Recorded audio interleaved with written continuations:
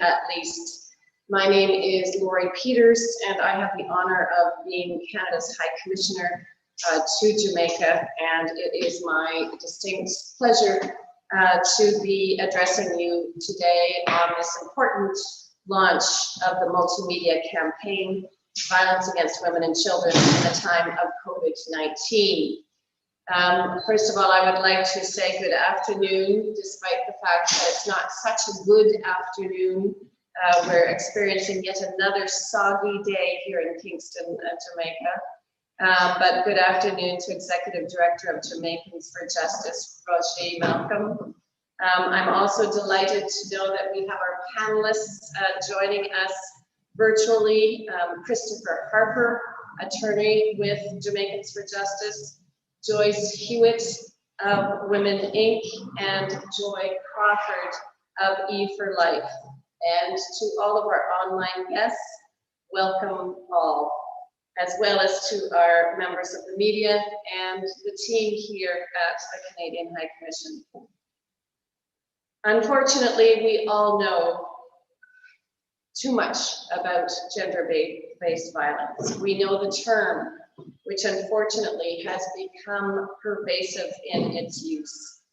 We define it somewhat easily as a harmful act perpetuated against someone's will, an act that is based on gender and usually occurring against women and children.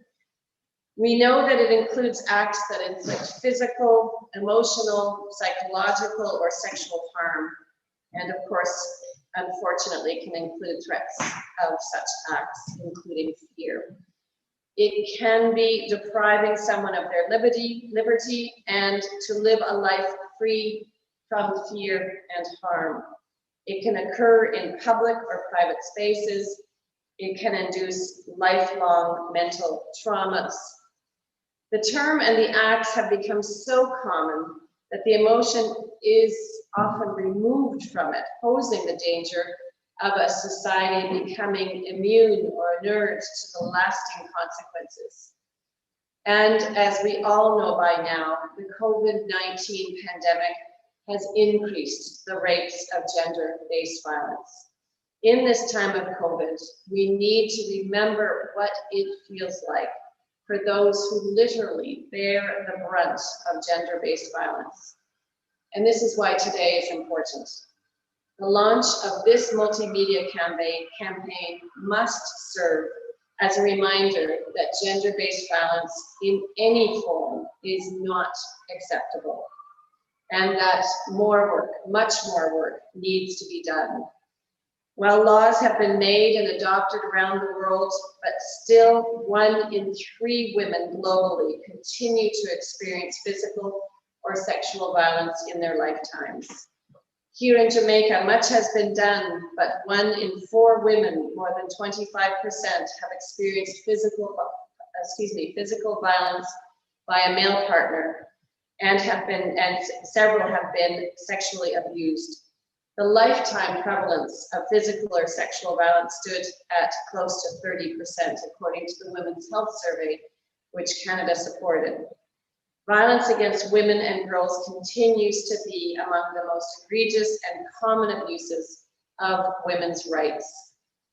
Violence against children takes many forms, many of the same forms, and are perpetuated by both men and women, often close family members, breaking a sacred trust of protection. Violence affects children even if not directly aimed at them. Just bearing witness to violence against their mothers, families, and even members of their communities leaves lasting impacts. And unfortunately, dangerously, the effects can also be passed on to their own children, creating an intergenerational cycle of abusive and toxic relationships. Social norms play a large part in the continuation of gender-based violence. Counselors have often found that there is a strong culture of reconciliation, of promoting family stability over the actual abusive situation of women and children. Women are encouraged to, quote, make up or return home for the sake of the children and the family. And unfortunately, Harmful social norms such as that often negate national efforts to reduce gender-based violence. Changing these social norms is one of the most difficult aspects of reducing gender-based violence. Uncovering and dismantling harmful norms that explicitly or implicitly sanction violence against women and children, this needs to be seriously addressed if we hope to engender significant change. Any response to the pandemic cannot be sufficiently effective if abuse to women and children is not factored in an integrated way in all response strategies. The Bureau of Gender Affairs here in Jamaica continues to work hard in the reduction of gender-based violence. And Canada has been a key partner of the Bureau. We actively support the Bureau's 16 days of activism and actions around International Day for the Elimination of Violence Against Women. We also wholeheartedly endorse Jamaica's National Strategic Action Plan to eliminate gender-based violence. Indeed, I was recently pleased to visit the first national shelter for women who are victims of gender-based violence and their children. It was at the invitation of Minister Grange, and at the time then and now I laud this much needed and much worthwhile initiative and understand that other similar initiatives and shelters are soon on their way, but not soon enough. But as we supported the establishment of these shelters, we are complementing our commitment with this timely and necessary communication campaign. The conversations are firmly on the table and must continue purposefully. The revelations brought forward because of the pandemic have provided yet another need and opportunity to determine future pathways of harnessing and applying the learning so fundamental to transformative change. Canada remains firmly committed to supporting gender equality, the empowerment of women and girls, and the reduction of gender-based violence in all its forms. We look forward to a future in which women and children all across Jamaica, the Caribbean region, and indeed globally are able to live a life without fear of abuse. The scenarios presented in this campaign are another call to action to ensure that vision. Again, I applaud our partners, and I thank the listening and viewing public and stakeholders who I know will all be invested in ensuring that this campaign does not fall on deaf ears, and indeed we can see progressive transformational change to end gender-based violence for all. Je vous remercie beaucoup. Thank you very much.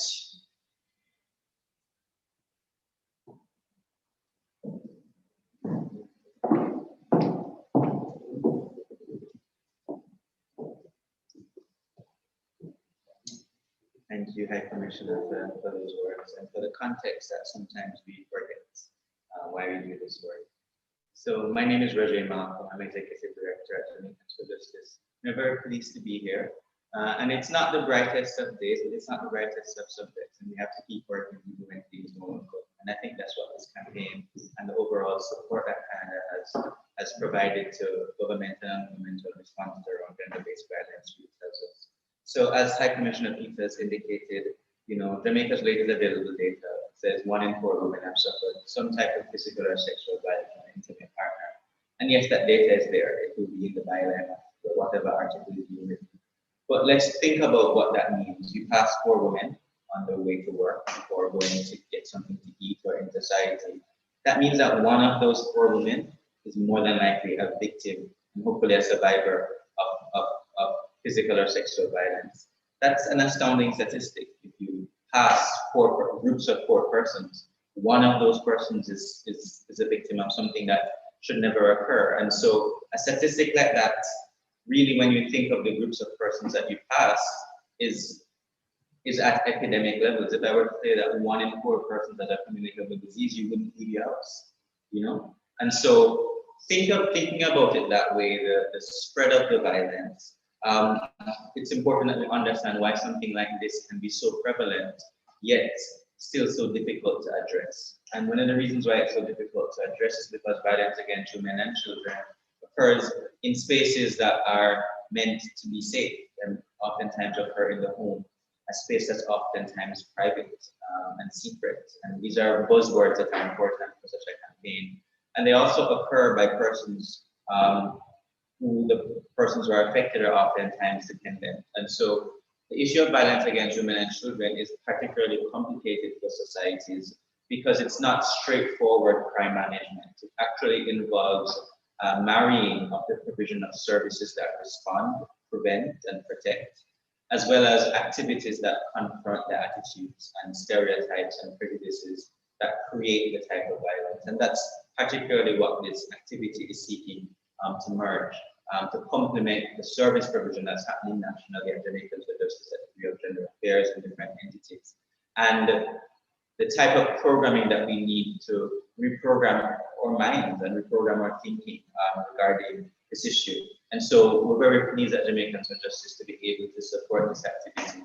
It helps companies our work, and it's the service that we want to see more of. And so in May of this year, right in the midst of COVID, Jamaicans for Justice launched its targeted services, legal services for survivors of gender-based violence, which included, for the first time in our history, free legal services to any person who was affected by gender-based violence, whether it be sexual, physical, or domestic in nature. And that was work that we did because we realized that there was a demand. And since COVID, our attorneys have experienced the demand on those services. And a sense of even hopelessness at times that we are not going to be able to really confront this large elephant of an issue. And so it was very fortuitous and divine that the Canadian High Commission came along to support the programming work that would hopefully reduce the demand for those services. And so I'm going to tell you a little bit about what this campaign involves. This campaign involves a mixed media approach to gender-based violence and bias against women and children that sees us producing a series of PSAs for TV and online that start discussions that we want to have continuing throughout the next 2 to 3 months. It supports radio programming, it supports PSAs, time signals, it supports graphic messaging, and a short film. And it will support through increased online presence the starting of very important conversations, many of which are difficult to have. And so at Jamaicans for Justice, we're not shying away from those very difficult discussions regarding gender-based violence and violence against children, because without confronting it frontally, head-on, we run the risk of not according it the respect and the attention that it deserves. And so as of today, those products will be available on television. You may see them scrolling through on social media online, and prompts for several discussions that we seek to have.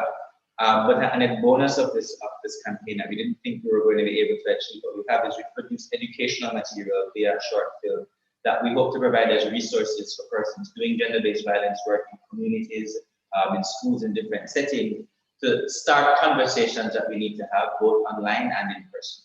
And so it's really with great pleasure that we're able, that we stand here today to do this. And then finally, what this campaign does through not its support of programming of products, but through its support of an online presence, it allows Jamaicans for Justice to boost complementary products that help survivors access services. So it allows us to expand the reach of our legal literacy material that allows survivors to understand their rights under the law, allows us to increase the reach of templates for applications for court orders, for protection orders under the Domestic Violence Act, and information about how to access the courts that we were not able to reach the entire country with. And through this project, we're able to increase that reach substantially. So it is with sincere gratitude that we embark upon these next few months with support of the Canadian High Commission.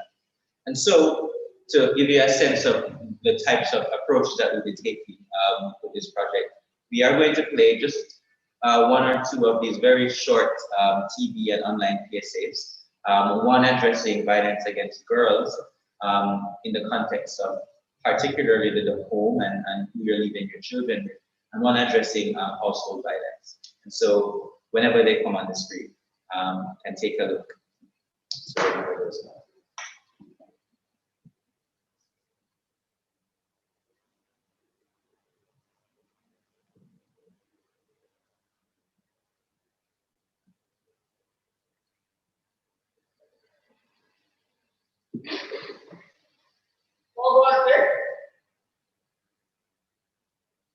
Okay, we are starting them over. So as they come up, these products, yes, thank you. So these products are, as I mentioned, going to be live on TV and online.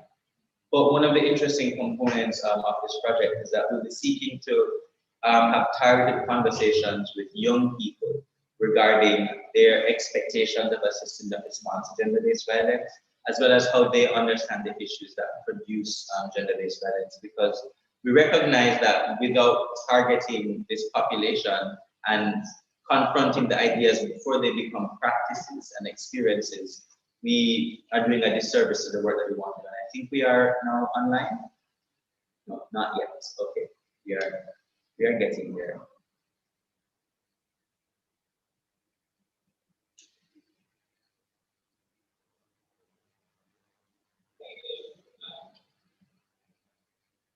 Yes. Okay, we're live.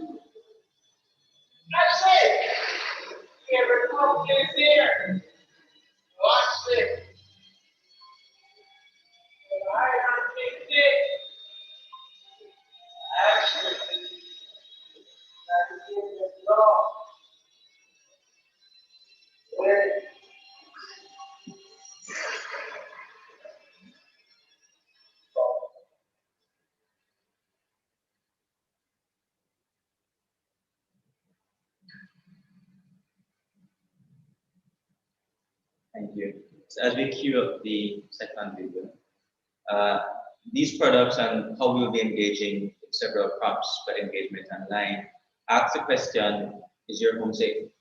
And that question, is your home safe, means something layered, particularly in the context of COVID. It doesn't just mean is your home physically safe. Is your home safe when you're not there? Is your home a safe space for someone to tell you, like a child, tell you what's really happening? Are your actions providing safety for your children? These are the questions that may be hard to talk about but are necessary. Because in Jamaica, we know that the home is not always a safe space, particularly for children who are victims of violence, who don't feel safe and comfortable speaking out. But we also know that this home is sometimes not safe because the home is where things get hit. And so as we engage over the next few months with this material, that's a question that we want persons in the country to start really thinking about. And we have our second product on children.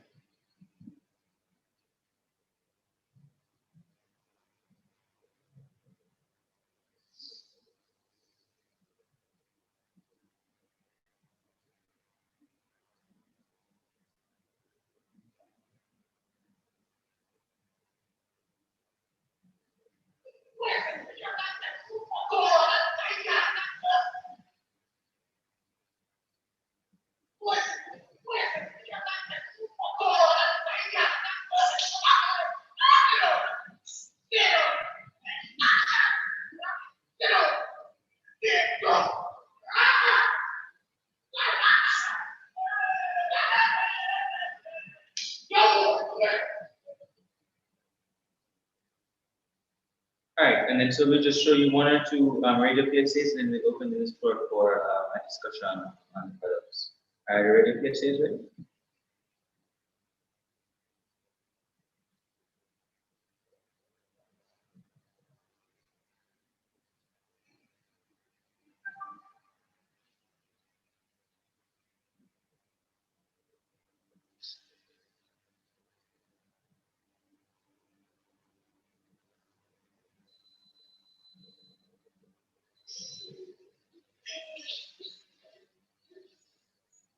Screen.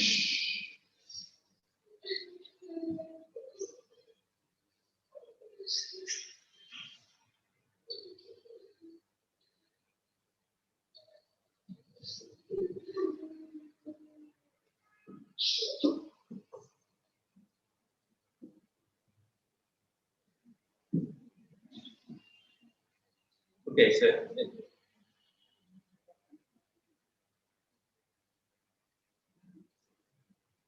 those are coming up. So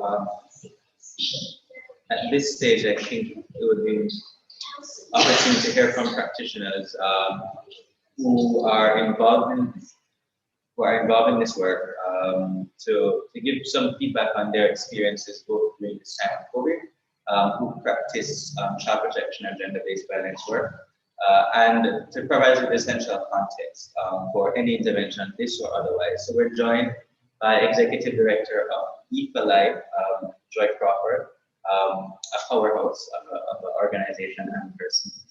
We're joined by Nastasia Robinson, Legal Officer at Jamaican Justice, who handles many of our gender-based violence cases.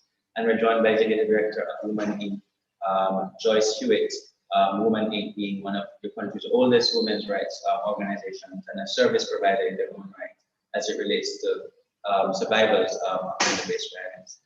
Good afternoon, ladies. You're all hearing us clearly. You all have that red muted button, so just unmute to make sure Yes, you're. yes, we're hearing you. Great. It's nice to hear from you guys. So, Nastasia, I'm just going to start with you. You, in your work at Jamaicans for Justice, provide legal services in response to persons who have experienced gender-based violence. Could you give us a sense of, over the past few months, what types of matters has the Written Legal Services unit at JFJ been handling? Jay, thank you for having me. A big hello to everybody else on the panel. Thank you to the High Commission of Canada. I hope that you're hearing me clearly. Your face looks like you can't hear me, Reggie. I'm sorry, Nastasia, could you repeat that? You didn't catch the question? I'm saying that it looks like you can't hear me, so I was just double checking that I'm coming through clear. Oh, okay, sure. And if you could just put on your video if possible. So, Nasser, I was just asking the question, could you give us a sense of over the past 5 months or past few months since we've been, this is intervention during COVID, what types of matters has the department and the attorneys working on GBV matters been experiencing? Okay, so some of the matters we've been experiencing are matters that concern direct physical violence from male partners particularly. We have seen child sexual abuse matters coming in, specifically as it relates to girls. We recently have one of those. We have seen where there are women in marriages that are either being put out of their houses or being forced out of their homes, and they're now seeking our assistance in either finding alternative residence or challenging their husband's ability to put them out of their houses, because that is so those are the critical areas that we've been seeing. Since we've launched this project to assist women who experience gender-based violence, we have definitely seen an increase in persons who come to Jamaicans for Justice reporting these matters. And as I said, there are matters of direct physical violence, and in those instances, we do try to obtain protection orders or occupation orders, as the case may be, as well as we try to see if the parties are willing, the women are willing, because sometimes they are not. If they are willing, we encourage them to make a report to the police station for the perpetrator to be charged with physical assault or any other form of assault that has been occasioned on them. As it respects to the girls that we've complaints that we've gotten in respect of girls, we have been working with the CPFSA, the Child Protection and Family Agency, Services Agency, in respect of children and the complaints that we have been receiving in respect of young girls. Okay, thank you very much, Nastasia. One of the things that you mentioned was that there were a number of cases where persons were coming and were out of a home and didn't have anywhere to go whether because of the violence or because of them being put out. And so I wanted to direct my next question to Joyce Hewitt from Women Inc. You operate a space that supports survivors to seek temporary shelter. Um, I would be very interested in understanding, certainly over the past few months this year, what have there been any shifts in the experiences in providing those services, and how resilient is that offering in meeting the demand that presently exists? Okay, can you hear me all right? I'm not sure you're hearing me. Certainly. Can you hear me? Are you hearing me? Are you Hear you, hearing me? Joyce. Yes? Yes, we can hear you clearly. Okay, thank you. One of the key things that has occurred with Woman Inc. with regard to COVID in particular is that we haven't actually seen an increase in the calls. However, what we have seen is that the cases that are coming in, which are just about where we would have been prior to COVID, interestingly, and we have a number of reasons why we think the calls are not coming in, of course. And one of them is that, the perpetrator and the victim are there together at home, and the opportunity to call and ask for help is severely limited.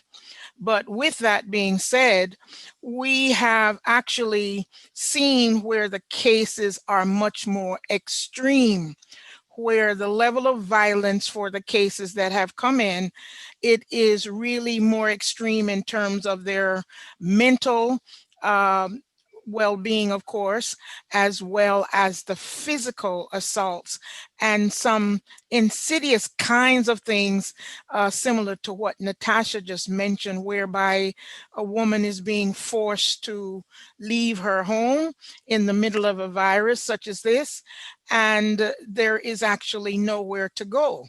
Because of the fact of COVID and the fact that our shelter has always been limited in terms of space, we are even more pressed now because of the need to social distance, as well as to ensure that persons who do need to enter the shelter, that they themselves are okay in terms of their health. So we're in what I really call a precarious situation, and we're doing the best we can, and we're trying very hard to help every woman who comes in who needs the help. I am very glad to also mention the fact that by the end of this month, hopefully, and certainly by the end of the year, we will have available a long-term facility, because all too often a woman goes to the shelter for 1 week, 2 weeks, and then what happens? Because they have nowhere else to go, they end up going right back home to the abusive situation. So that with the long-term facility, women will now have an opportunity that they can stay up to a year, and if necessary, even longer, but certainly up to 1 year, to get themselves together, to get their lives on track, and to avoid going back to the abusive situation. Okay, thank you very much, Joyce. Joy, I want to ask you, this is a complicated issue, right? There's people's safety, there's legal support, there's advocacy work. What do you think that this sector needs to be doing differently to improve their response?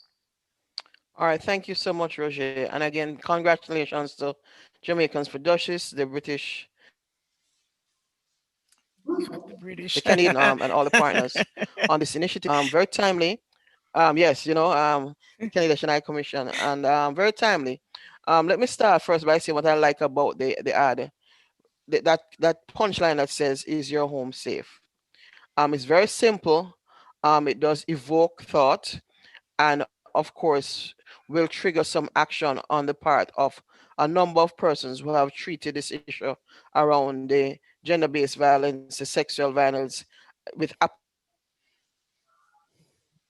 apathy, especially as it concern our girls. So again, congratulations on that. As to what is it that we need to do, I think we are on the right path with initiatives like this, where you have civil society, you have service providers, you have Women Inc., for example, who provides shelter space and counseling support. You have Jamaicans for Justice that is looking at the legal component of it. And of course, we have an international partner. That is the right blend. It is the multi-sectoral responses to make inroads into this issue. Family violence, community violence requires all partners on place. So it's the community in which the violence is taking place, it's the home, it's the church, it's the private sector. It has to take all of us putting our talents and our resources together. I think that is the right path. From our lens as an organization, we're very clear that unless we can shift the cultural dynamics that feed and facilitate the sexual violence and the risk, the abuse that our children face, we are not going to be able to make a great dent. So any kind of intervention that can impact the mind, the way that we think, and like in our case, we like to say to people, no go there. Any kind of social consciousness messaging is on the right path to support the other services that we provide. We have been impacted by COVID, but one of the things that we recognize, three things that we saw. Definitely, we knew that the violence would have escalated, and for us, because we are really in community and we have a mentorship program, we unfortunately have been at the forefront of experiencing the impact of the violence with the young women, families, their health status, clients who are pregnant, clients who are living with HIV or other illnesses that put them at great risk for adherence and to be able to access services are impacted by violence in a COVID time because they can't go and get the support that they need. We recently saw, however, a very interesting dynamic, which is why I like your ad campaign, where male perpetrators who have been in these households for months and we've been trying to engage them because they have not been able to walk out of the house, are now having to face themselves. And we have a few who have said, I want to be counseled and I want to address this. So I do think we're on the right path as long as all of us throw our hats into the ring and we merge our talents and our resources, we can put a dent into this issue and have real sustained change to support survivors. Thank you very much, Joy. Nastasia, back to you. You provide a specific type of service. You provide justice services, legal services. Um, in that side of things, what do you see as priorities for services that survivors will need if you want to close that loop, oftentimes, and close the gaps that exist when you have different agencies providing different elements of the service? From the legal side, from the legal side, we definitely need harsher or stricter enforcement and deterrence in terms of how we deal with perpetrators.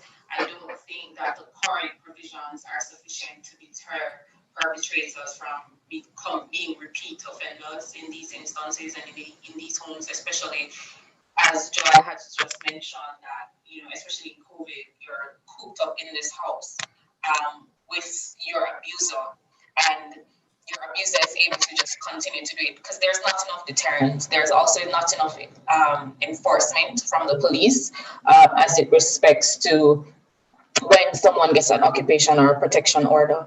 But outside of the legal realm, what I think is critical is that we need more and intense trauma counseling for our women and young girls who are victims of gender-based violence. I think that is critical because what comes with, and it colors their experience, colors how much and how deeply they want to go with the legal system. Sometimes they're afraid to go through the legal process. They have guilt. because the perpetrator is someone that they know and love. It's not always some stranger. A lot of the times it's someone that you know and love, a father, a uncle, a cousin that you love, and you don't really want to see locked up and away. And so they do need intense trauma counseling.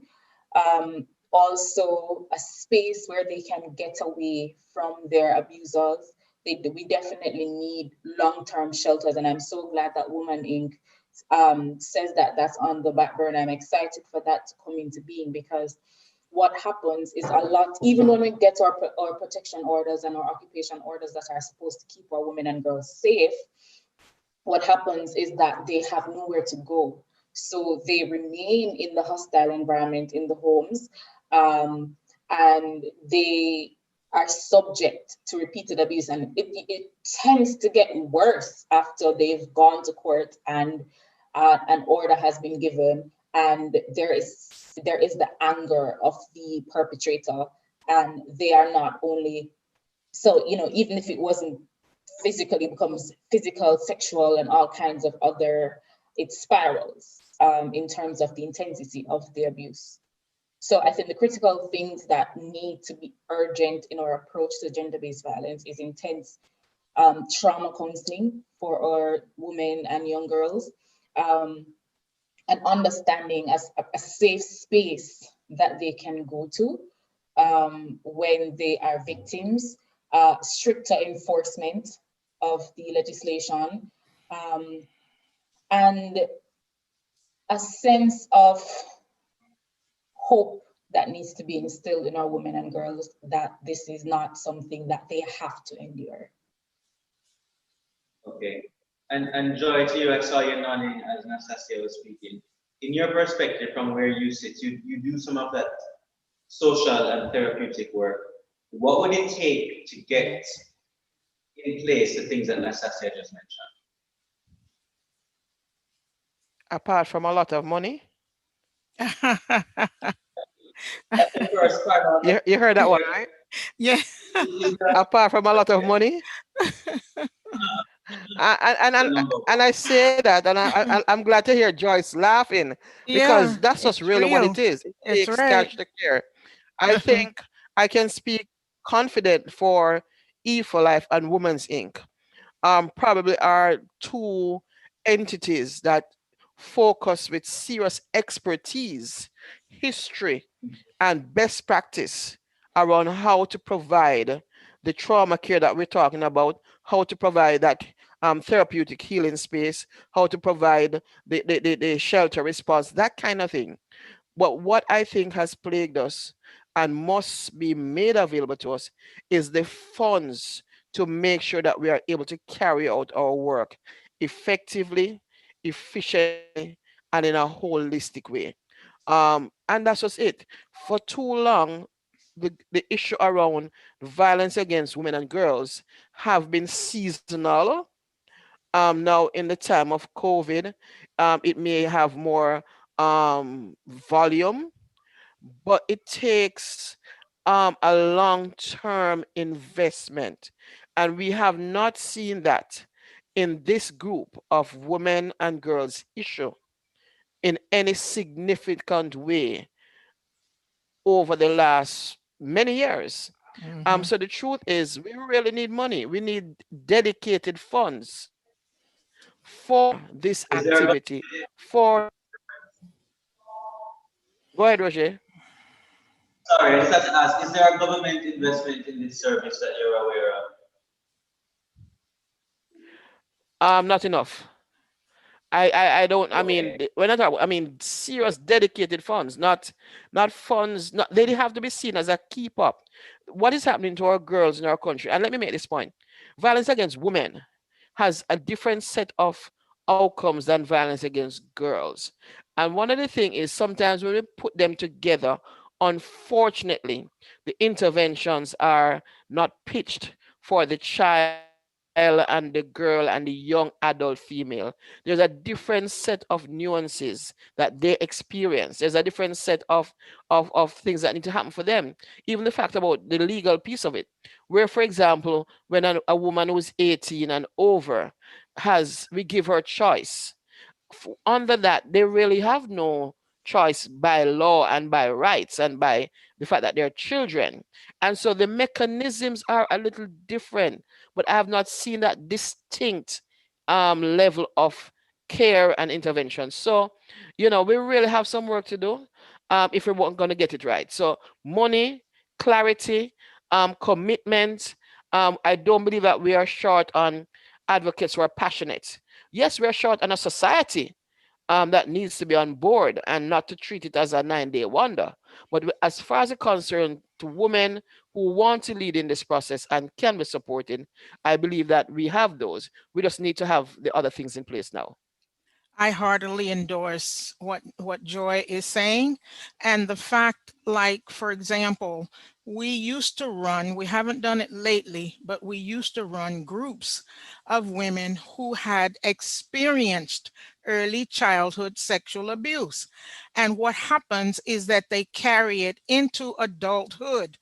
And once they carry it into adulthood, and that lack of any kind of counseling, that lack of any kind of an opportunity to have a release is very, very much a part of their lives. So that at the end of the journey, many of those women, 40 years old, 50 years old, have never had the experience, and they've had to carry all of the weight of that early childhood sexual abuse throughout their adult lives. And that in and of itself causes all other kinds of problems that we're confronted with. And the key that Joy has mentioned, which is long-term sustained investment. The key word is investment, because we can have loads of even short-term projects, which we do have. And certainly we must commend the High Commission of Canada for this one. But at the same time, what Joy is expressing is something that Woman Inc. has experienced. We're now in our 36th year of operation. And once we passed the opportunity where we ourselves were able to fund all of the processes, of course, that was when the dollar was 5 to 1. And it was also when we used to have things like our trade fairs, which we used to get everything for free. And then we would make all kinds of money that we could sustain ourselves. Nowadays, that is not happening. Trade fairs are long gone. The whole opportunity even to have money that you can make money to survive the services is really long gone. One of the other things, and I think an answer to your question, Rajay, was with regard to some level of government subvention. Again, like Woman Inc. receives a small subvention, it is like 1/5 of our budget. So what we live on is about 2/5 of a budget, which means what? It means that more often than not, we cannot have the level of services that we need to be providing, especially when it comes to trauma. And that is what most people are experiencing from early childhood, right through when you have the women and their adulthood, and they have their children as well, all who are being subjected to domestic violence in the home. And that is where we have got to talk about long-term, sustained investment, meaningful investment. Otherwise, we will continue to go where we're going now, which is a constant circle. Okay, well, thank you guys so much for these contributions. They provide really essential context to what we're doing here, and the fact that this is really a small piece of a very large puzzle. And without keeping sight of that puzzle, we'll just be shuffling pieces for a long time. And so I want to thank Joy Crawford, Executive Director at EFLI, Joyce Hewitt, Executive Director of Women Inc., and Nastasia Robinson, Legal Officer at Jamaicans for Justice, for joining the panel today and for your continued work in service of those who need it most. Thank you very much. So I'd like to turn over now back to High Commissioner Laurie Peters for closing remarks. Thank you. Thanks very much, Roger. And thank you, ladies, for your insightful reminders of the urgency and ongoing need for meaningful action to address gender-based violence. I am pleased to remind all of us that Canada puts women and girls at the center of everything that we do with our feminist international assistance policy. And the pandemic has allowed us, if not forced us, to be extremely nimble and pivot and ensure that we are responding on a number of fronts to invest and to support and provide the hand up that is required. In addition to pandemic-specific activities, our Canada Fund for Local Initiatives this year focused on gender-based violence and supporting initiatives, but more important, prior to the pandemic, we were already looking to see how we could support women's rights organizations across the Caribbean with a significant sustained investment of more than 4.5 million Canadian dollars. I'm delighted that Eve for Life is one of our partners in this initiative, and which is perhaps one of the first of its kind in terms of providing flexible feminist funding. It's allowing you to, of course, carry out important projects, but also to keep your organization going and not only surviving but thriving.